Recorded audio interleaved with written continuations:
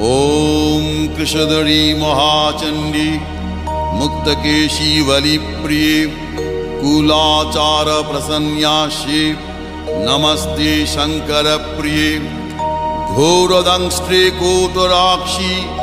कीटी शब्द प्रसादिनी घोर घोर रवास्फारे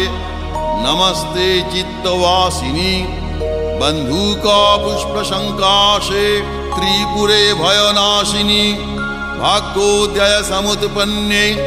नमस्ते वरवन्दिनी जय देवी जगद्धात्री त्रिपुराद्ये त्रिदेवते भक्तेभ्य वरदे देवी महिषग्नि नमोस्तुते घोर विघ्न विनाशाय कुलाचार समृद्धये नमामि वरदे देवी मुंडमाला विभूषणे रक्तधारा